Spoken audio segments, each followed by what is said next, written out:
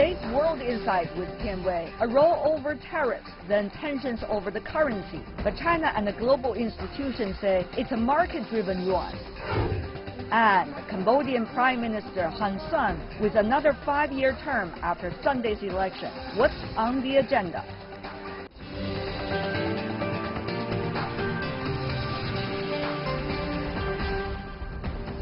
Hello and welcome to World Insight with me, Tian Wei, coming to you live from Beijing on CGTN. We begin our program today with trade tensions between China and the United States. It is feared that the trade friction between the two countries will spiral into a currency war. U.S. President Donald Trump once again attacked the EU and China in a tweet, accusing them of all manipulating their currencies.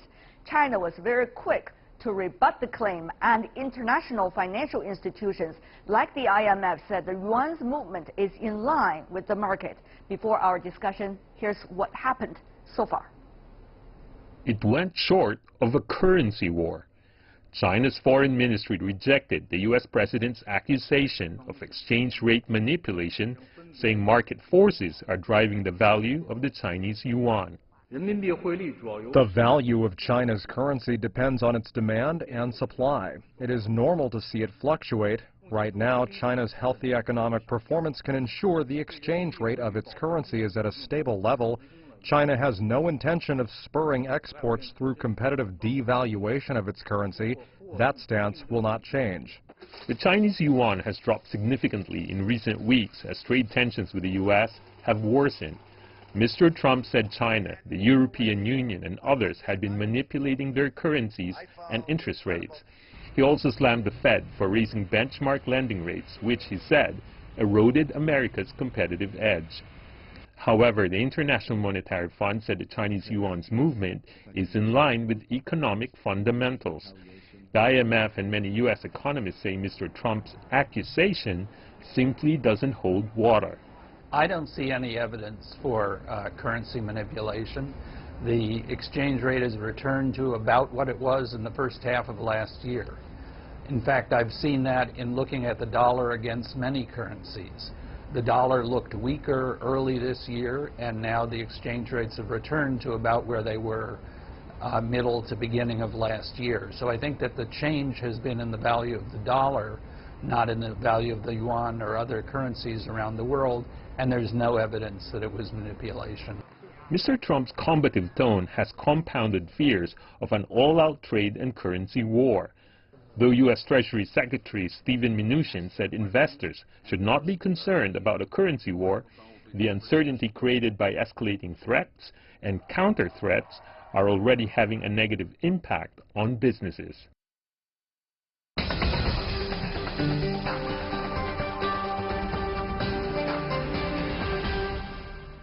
For more on the trade tensions effect on the currencies, we are joined in our Beijing studio by Xiang Zongzuo, who is the Deputy Director and Senior Fellow of the Center for International Monetary Research of Renmin University of China. Welcome, sir, to our program. Long time no see. Good to have you Very back, nice to meet you. Mr. RMB, as they say. Thank you. And also in Beijing, we have Mr. Xu Sitao, who is the Chief Economist from Deloitte, China. Welcome back also, Mr. Xu. In Irvine, California, U.S., we have Dan McLoy, who is the Managing Director and Head of China with the Head of Equity Capital Markets at Bostad Securities. Welcome, sir. Let me start by asking you, Professor Xiang, Mr. RMB, why there are suspicions around the world about whether China and the United States is likely to be in a war of currency? How likely, from 1 to 10, is that likely to happen? Of course, there is a possibility, but likely, I think, right now is very low.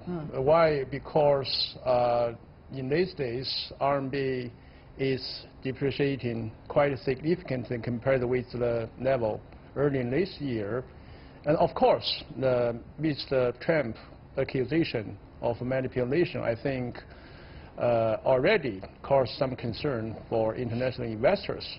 So some people, particularly in U.S., like President Trump, accused China use depreciation of the currency to counteract the so-called tariff of Chinese export to U.S. So of course there is a likelihood of so-called currency war, but very low right now. President Trump usually would like to make a lot of accusations against a lot of people, a lot of countries without real evidence. That's one of the ways he speaks. But there are other ways that others speak, for example, maybe based on some of the facts and the numbers they have on hand. For example, senior IMF official Maury Opsfeld said that the yuan, even though there are some currency movements recently, there's no evidence of manipulation. That is the quote coming from IMF. Mr. Xu, your thought about the latest movement in a way? I think the latest movement is really not dramatic. I mean, the exchange rate has changed by roughly 5% over the period of a few weeks. So if you compare that to general strength of the US dollar, that's very much in line with the dollar strength. And many other currencies have weakened. And the currency is supposed to become more flexible. So, 5% on the grand scheme of things is really just normal trading range. But more importantly, when people look at the so-called weakness RMB, they got to understand this has nothing to do with competitiveness. This has nothing to do with tariffs. So China wants to have corporate sector debt, deleveraging corporate sector debt, and this is not an easy exercise. So a slightly weaker currency simply would make that undertaking less painful. There's always a chicken and egg thing. Whether the thought led to the devaluation or the devaluation of the yuan over the past few weeks, let's just say 5%, actually could help the economy go one direction or the other. That's an interesting debate going on here in China. On that, I would also like to go to you, Mr. McGlory. What about the US dollars, and what about the so-called accusation of the currency war, the pressure of that alone, the rhetoric on the currencies around the world? Yeah, I think it's important that we make a couple of points here. Number one is obvious, and that is, China has a lot more costs than benefits of a devalued yuan. So that should be pretty clear. But also the fact that until the yuan becomes fully market-driven, it's really a policy-driven currency at this point, it will be susceptible to these kinds of attacks and accusations. And of course, being part of the special drawing rights with the IMF has really brought the yuan into the mainstream. But it's not fully there. We know it trades every day in a band of 2%, and it's set at the open by market makers. So it's not the same as the dollar, which you'd say would be maybe the world's reserve currency or reference currency. And I think you made a really good point at the beginning, which is let's understand that when President Trump says things, they're designed to create a reaction. They're not necessarily always founded in fact, and they don't necessarily always mean a policy action or a reaction. So I think keeping a level head with all the rhetoric and understanding, China wants to continue to grow as it has. It wants to make sure debt is under control. And, focusing on the fundamentals. China's always done a great job of looking at the long game and not being caught up in temporary spats. You could look at it and say, the yuan's among the worst performing currencies in Asia this year. It's way down. But I don't think China's getting too caught up in that. So it would be disingenuous for China to artificially devalue the yuan. It just runs against so many other important policy imperatives that China has. That is the issue, isn't it, Professor Xiang? I mean, people always look at things black and white, particularly those who do not necessarily have some information or knowledge about how economy and financial system works, and therefore look at one issue as if all the other factors are changing as a result of one issue, but actually it's not. For example, about China's own economic balance and its reform agenda. We know financial sector is one of the most important ones. Professor Xiang, how is the recent debate about RMB likely to help us clarify even further about where China wants to go, financial reform? We have doing so-called reforming exchange rate mechanism, RMB, for more than almost 50 years, since the year 2005. So now exchange rate RMB is very much flexible exchange rates. And so the movement, depreciation, appreciation, just as Mr. Xu mentioned, is totally market-driven. It's not policy-driven. Certainly, I think from policy perspective, there is no reason for government to manipulate depreciation, because depreciation, some people think will help export, but will hit imports, will increase the cost of imports. So on balance, I don't think there is a reason for our government to manipulate exchange rates. We will move forward, I think, even more flexible exchange rates, and of course promote so-called international use of currency, and gradually to realize the convertibility of our capital accounts. I think that's the general line of our exchange rate or currency policy. But Professor Xiang, I have to say this. I mean, with the rhetoric war that is going on right now, with President Trump, like it or not, around the world, that he is most frequently quoted leader of the world, I guess, in a way. And therefore, this attacks, whether it's true or not, will have an impact. But the question is, will it have a dampening impact on China's RMB, particularly during its process of internationalization? Even though it could be unfounded, even though it could be actually just rhetoric rather than essence itself. Professor Xiang, how should China react to that? Well, I think we will insist our established policy to do our things according to our goal. For example, we will promote further the mechanism exchange rates by market-driven movement. Certainly, we want to promote, trade settlement by RMB and also international financial settlements by RMB. For example, we are moving for a debt issue, the RMB debt issue internationally. So even there is pressure by from outside, from President Trump and from others maybe, I don't think they will not change our policy significantly. Of course, there is impact on investor psychology, so which of course will have some impact on exchange rate movement. But I think that's only side effect. Right. Mr. McGlory, since we're talking about investors' psychology, I guess that's something you are quite familiar with. What about that psychology as a result of this rhetoric war? I think when you take it to the level of investors, they're much more informed, they're much more discerning.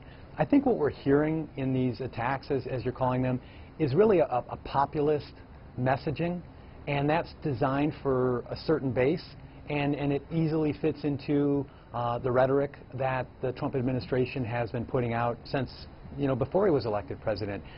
So I think, to your question, when we shift into the realm of investors, they are much more understanding and much more discerning of what's going on. And isn't it ironic that when the yuan was appreciating, we didn't hear anything from Washington, right? I mean, it was kind of silent on the other line. And now all of a sudden there are these calls. So I don't think it is going to overly affect international investors. I think from China's standpoint, obviously, if there's continued devaluation, that creates the possibility of capital outflows. And that's something that obviously China wants to manage, and is not something that's in the current policy. I mean, those capital outflows are fairly tightly restricted. No one wants to see a return to the panics of 2015 and 2016, where there was devaluation and then intervention, and then a great tightening of monetary policy. So I think informed investors throughout the world are taking a deep breath, exhaling, processing this for what it is, which are some very strong sound bites that are designed, if you look at the overall agenda, to create some leverage in a overall conversation between U.S. and China. I think most people are aware of that. Mr. Xu, things are becoming ever clearer, I think, as the days go by about this rhetoric war. But having said that, though, what Ms. McGlory just mentioned is something much more important than this rhetoric war, which is what about the outbound investment that Chinese or others are having when they have yuan in hand? And also, what about the overall atmosphere here in the Chinese economy as a result of this ongoing rhetorics between the two countries? Mr. Xu. Well, first of all, I don't think there's a confidence crisis, right? I mean, if you compare today with the summer 2015, when a very small change on RMB exchange rate actually has riddled financial market, and today I think most people are quite calm. And I think it really just takes time for economy, for corporates, and also for consumers to get used to the fluctuation of the exchange rate. That's right. I think it's that's part of the story, isn't yeah, it? I think that's the main policy goal, right? Of course, you cannot have, you know, just currency moving up and down like a yo-yo. I mean, China is not there yet, but I think just with more fluctuation, so allowing company to get more comfortable with risk management, I think that's okay. So I don't think anyone is pushing the panic button yet. I really don't think so. When you look at outbound investment, I mean, so long as China is having very high saving rate, and China is bound to export her vast amount of savings. So that story won't change. That's a long-term trend. So I really think everything is okay. All right. Professor Xiang, here's the thing also. It's about fairness as well. And of course, after the Second World War, the overall international financial system has been established based on the reserve currency of the United States, the US dollar. And as a result of that, US has been a stabilizing anchoring of the world, but at the same time, quite taking advantage of that situation and that position. So that is the issue of fairness as well. When you have more availability of other currencies, RMB is only one of them, coming out onto the world stage, euro as well. Even though European countries these days are having their own debates within their own community. But the question is, things are changing. Will these kinds of debate, particularly if it's one-sided, particularly if it's rhetorical, coming from the U.S., such as the U.S. president, will it have a negative effect, on the other hand, on the, you know, the glory and the confidence people have about the U.S. dollar for the long run? That the government officials could come in and say to the Fed chairman, this is what you should do. And the government official should come in and say, this is what US dollar is doing, and this is what RMB is doing. That's going to be a very interesting situation, unlike before.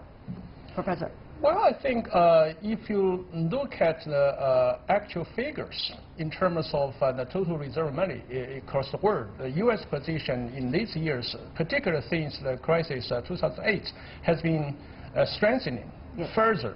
Of course, so we call U.S. dollar is a so-called hegemonic currency with exorbitant privilege. So if we can say any central bank in the world can manipulate exchange rate of any currency, I think Federal Reserve can do, because they have a privilege, they have a very unique position. And in this sense, I don't think U.S. government or U.S. Federal Reserve has any reason to charge other central bank or other government to manipulate the currency. So that's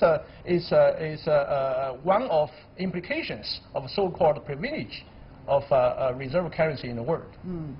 Mr. McGlory, as an investor, how do you look at that issue, particularly when the politics in the country is getting very different from what they used to be, and it seems to have an impact on the policy-making process, at least, of the Fed? Yeah, you're raising a really good question. And I think the point is you've done a good job of separating sort of the rhetoric from the reality in this discussion today. And when you come down to it, let's face it, despite all of the pre-election rhetoric, despite what's been said after President Trump has been in office, the U.S. has had 3 occasions now when it could have moved to the policy front and named China a currency manipulator. It has not done that. 3 occasions. And we know the criteria for doing it, right? There has to be a significant trade surplus. There has to be a material current account surplus. And then there has to be proven, persistent, one-sided intervention in foreign exchange. And you might say that China could fit the first two of those three criteria, but when it comes to the third, the U.S. has not pulled the trigger. We have not put China on that list. Well, that's one thing, Mr. McGlory. Maybe you haven't heard my question very clearly. That is, my question is, it is not just about the Chinese RMB, whether U.S. is pointing as a so-called manipulated currency or not, but rather the U.S. dollar itself, because the U.S. dollar is the ultimate reserve currency of the world. And now you have a president who is coming out saying clearly to the Fed chairman about the direction of policy. He wants the Fed chairman, who is also a Republican, and appointed certainly by him, even though he shouldn't have any word about where the Fed should go. But that is happening. So people around the world are worrying and concerned and say, this is making us really, you know, getting so worried because this president, who is usually good at starting rhetorical wars, is trying to point his finger at a Fed chairman and say, this is what you should do. Should we still trust in dollars anymore? Ms. McGlory, very briefly from you, and then I go to Professor Xiang. Yeah, I think if you took President Trump literally from all of his tweets and you looked at the advice or policy direction that he would give through those communications, it spans a wide variety of areas. It is not limited to the Fed. I think after he made that statement, you heard immediately Steven Mnuchin, the Treasury Secretary, where he basically said, look, you know, the Fed has said its policy. There is no intervention. It's really pegging inflation and some other factors. And, you know, they've set their course. And so I think it's to be discounted. I don't think it's to be taken literally or seriously. And if it was only limited to monetary policy, then we might have something. But we know President Trump, he's not afraid to say things he thinks the Justice Department should be doing, the Department of Energy. It's across the board. Okay. It's across the board and not yet having an impact. That's the argument coming from McGlory. People concerned about it, about pressure from President on the Federal Reserve, but people don't concern very much. That's not the first time the President give pressure on Fed. The famous President Nixon had give huge pressure on the Treasury Chairman Burns. But people think, well, Nixon has huge influence on federal policy in the early 1970s. So right now, Trump gave pressure to Fed. So in this case, what's the influence? Well, it depends on the Federal Chairman Powell. I believe he will resist the pressure from presidents because independence of Federal Reserve is guaranteed by law. Well, if it is following the law, I mean, there are many other issues that is not necessarily the case. Mr. Xu. I think the Federal Reserve is largely independent. I think most Fed chairmen so far, I don't think they are politically acute. But if we want to criticize economic policy from the Trump administration, is when you have a very strong economy, strong labor market, and continued tax cut and could worsen trade deficit and exacerbate some of this protectionary movement, so on and so forth. I mean, that would be my criticism. But I think on the Fed, maybe we want to discount what he has said so far. All right, we hope that would be the case, certainly by the three of you. Before we go, how should we look at this debate for the very near future when it comes to its impact on this apparent trade war between China and the United States? One sentence from every one of you. Mr. Xu, you want to go first? I think China should take advantage of external pressure to open up domestic market. At the same time, you know, cooler heads would prevail. Always that is the case. I agree with Mr. Xu. We should take opportunity to reform and open up our economy further. That is the best policy to counteract the trade war. That's right. Mr. McGlory, please, final words from you as well. China needs to stay the course. Don't be taken off agenda because of some rhetoric and some remarks, and I know China won't be. Keep focused on the objectives of the country and the greater good, and continue to manage in the way China's been managing. We also hope that will be the same with the U.S. economy. Thank you so much, Dan McGlory, Xu Sitao, last but not least, Xiang Zhengzuo. Really appreciate, gentlemen. Thank you for being with us. And you're watching World Insight with me, Tian Wei. Still to come on our program. Cambodian Prime Minister Hun Sen with another 5-year term after Sunday's election, but the outcome does not sit well with some of the others in the country. Discussions going on Cambodia's political future and its economy right after this break. Welcome back. You're still watching World Insight. I'm Tian Wei. The program comes to you Monday to Friday on CGTN. Now let's move on to Cambodia's political future. The ruling Cambodian People's Party has won the majority vote in Sunday's general election, according to the country's National Election Committee. That will allow Prime Minister Hun Sen to remain in office for another 5-year term. Mr. Hun Sen has been in power for the past 33 years.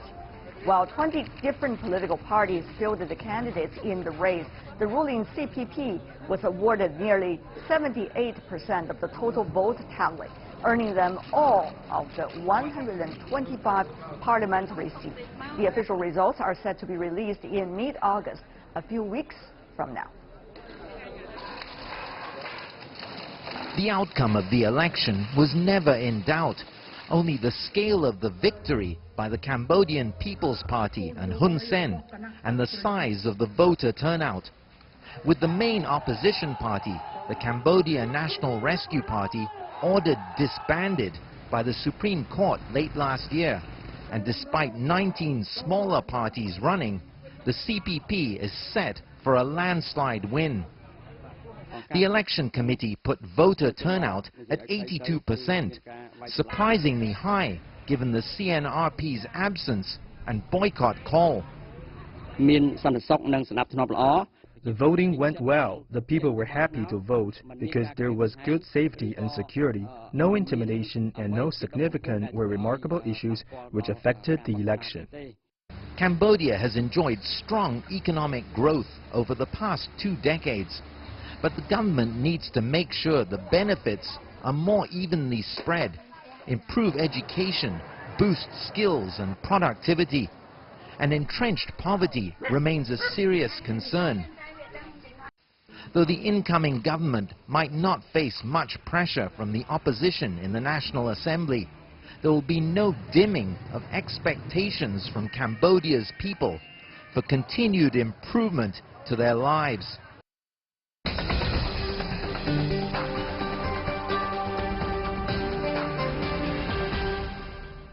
For more on the Cambodian election, we are joined in our Beijing studio by Luo Yongkun, who is an Associate Research Fellow from the Center of South and Southeast Asia and Oceania Studies of the China Institute of Contemporary International Relations. And in Singapore, we have Lin Tan-Wai, who is an Adjunct Research Fellow at National University of Singapore. I want to welcome to both of you, Mr. Luo and Mr. Lim. May I start with you, Mr. Luo, about the election result, the turnout, 80%. That is really quite something. Mr. Luo. Yes, I think this turnout is quite very high. I think why it is very high because the Hun Sen government has made very good preparations. Before the election, as I know, that the senior officials, including the Vice Prime Minister and the ministers, they go to the provinces and the cities to ask and discuss and communicate with the local voters. They explain what is the election, how to vote in the election day. So originally, the government, they just expected 60% of the turnout. But at last, they found that they got the 80% turnout. That's right. Members of the opposition challenged the Cambodian election, though, with calls for a boycott. But voter turnout, as we discussed earlier, was a key test for the Prime Minister Hun Sen's mandate. While the voter turnout in 2013 stood at 69%, Sunday's general election reached 80%. That's the number. You see the comparison over there. And therefore, Mr. Lim, despite the opposition parties, candidates, their hard work, despite some of the different voices coming from the rest of the international community, it seems that Mr. Hun Sen and his party are doing extremely well. This time the turnout really says something, 80%. Yes, in the past, turnout has been between 60-something%, as you have mentioned. And at one point of time, there was also a turnout of 90-something%. So 82% is a good turnout. And as you have mentioned, despite the call by the opposition to boycott the election, it appears the turnout is good.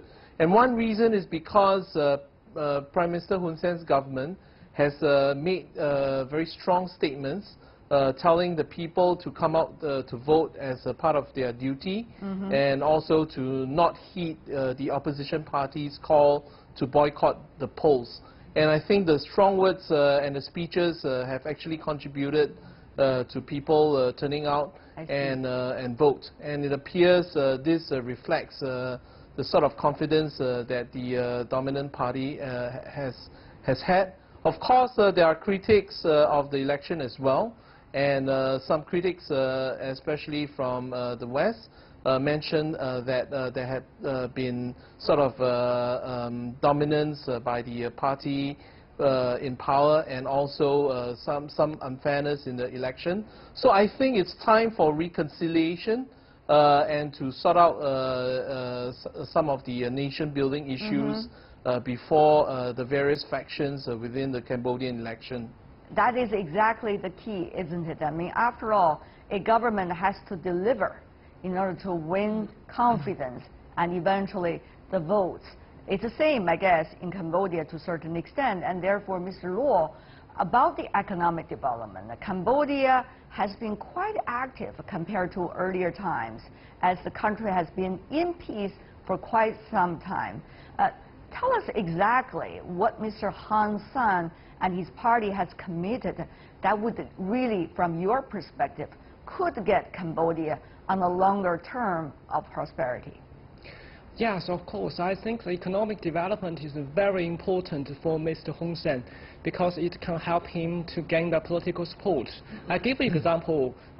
If you see from 2013 to 2018, the economic growth rate has around at 7%. 7% means it's very high for the Cambodia, which is a very low-income country. This is one thing. The second thing is about this poverty rate. I can give you another figure that the poverty rate in 2007 is more than 47%, but in 2014 is around the 14%, which means it is very, very helpful for the country's society. And I remember that I visited a workshop in suburb of Phnom Penh that the government has helped the disabled people, even the men, young women, and the children, to give them a lot of job opportunities, to teach them to do the handcraft, to teach them how to draw. So that means that the government has done a lot to help the disabled people, or they call the vulnerable groups, to help them get the opportunities. So Mr. Hun Sen has made great contributions to the country's economic development and social security. We understand you visit the country pretty often, Mr. Luo, but many would say, have you been shown to all aspects of the Cambodia life in order to draw that conclusion? And therefore, I want to go to you, Mr. Lim, as well, about that. I mean, after all, Cambodia has to look for a sustainable way of economic growth. And the Cambodian government has to really deliver after decades of war and also chaos in the country. And therefore, Mr. Lin, from your perspective, what could be that road of economic prosperity? I think Prime Minister Hun Sen's government is often characterized as a strongman regime. And a strongman regime typically has a social contract with the electorate that they need to deliver bread and butter results, outcome, economic growth, and as your program has mentioned, it also needs to have a social equity in distribution of wealth. And so these are the main challenges that the government face. At the same time, Cambodia has reached out to major powers in the region like China in the Belt and Road Initiative, and also work with ASEAN countries to build up the ASEAN economic community. So these are avenues in which it can sort of work with regional partners in order to sort of carry on with its economic development and make it sustainable and also to learn from the best practices of major powers in the region as well as ASEAN. So Cambodia has a long road ahead. It needs to sort of work with various stakeholders, right, including domestically with the critics as well as the opposition parties as well. Mr. Luo, Cambodia is a very unique country. Of course, every country is unique in their own way, but Cambodia is really one of those unique ones. For example, it is a very religious country, but at the same time, it has a long history of being the colony of the West. Well, after the revolution, shall we say, and the evolution in the country has chosen a path which, as Mr. Lim had just said, getting closer to China, its neighbor, and also the ASEAN countries as well. So how do you see Cambodia is trying to work with all of these remedies at the same time and bring out its own way of development? Once again, I want to have you to address some specific questions, Mr. Luo. Yes, I think Cambodia identified itself as two countries. First one is Cambodia is the less developed country. The second one, Cambodia is the ASEAN country. The less developed country means Cambodia should work with all the countries outside the region or inside the region for the economic cooperation in order to help the country's economic development. That's why, since the end of the Cold War, the Cambodia worked with Japan, United States, EU countries, China, even the United Nations for the foreign investment and foreign aid. Secondly, is Cambodia attaches great importance to the ASEAN countries because Cambodia is in Southeast Asia, and Cambodia has very special relations with Vietnam, with Laos. So if you look at the foreign investments flow into the Cambodia, apart from the big countries like China and Japan and the United States, the ASEAN countries has a very big resources of the foreign investments. So I can say Cambodia in the future, it wants to cooperate with all the countries, including US and Japan, even though these countries, they say that the election is illegal, but they will try to cooperate with these countries. So in my opinion, in the future, the door is open, and it depends on the Western countries how to have the relations with Cambodia. Cambodia wants to cooperate with them, but without any political preconditions. I see. Mr. Lim, that is an interesting question, isn't it? You see, not only Cambodia, but also countries like Myanmar, the development of that and their own agenda do not necessarily have been agreed upon by so-called the traditional West, and therefore there are some very different discussions and ways of doing things these countries have chosen so far. So, Mr. Lim, what do you make of that fact about these developed countries in Asia? These countries are commonly known as the CLMV countries, Cambodia, Laos, Myanmar, and Vietnam. They are seen as latecomers to capitalist market-driven development. So a lot of them are still trying to find the hybrid model in which it fits some of their political characteristics, but at the same time bring about economic development. And this hybridization of in some of these countries, socialist economy, in other countries, strongman political systems. A lot of them requires a special sort of adaptation to local conditions. And so they look to various best practices in the West, as the other speaker has mentioned, in the US, in Japan's developmental model, right, and also to China in its hybridized model as well of development, socialism with capitalism, and also various ASEAN sort of early developers model. So eventually they would have to adapt and indigenize all these conditions to their own unique culture and political systems, and come up with their own sort of nation-building development. Their own remedy, as they say. Mr. Luo, very briefly from you before we wrap up.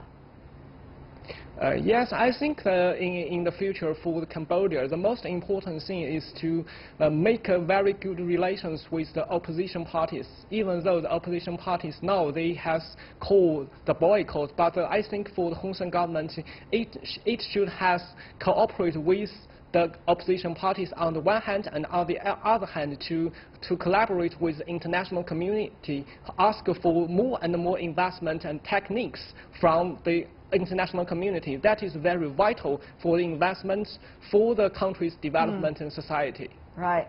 Not only to be straightforward in trying to embrace what is their own way of doing things, but also at the same time balance that with the cooperation with the others. Thank you so much for the two of you helping us better understand the latest about Cambodia. Really appreciate it. Luo Yongkwon and Lin Tan-Wai. Thank you. That is all the time we have for today. If you'd like to see more, try to find us World Insight, CGTN into your search engine, or check out our YouTube channel. Follow us on Twitter, Facebook, and Sina Weibo. From Tian Wei and everyone on the World Insight team, thanks for watching. Tune in again next time for insights across China and around the world. Good night.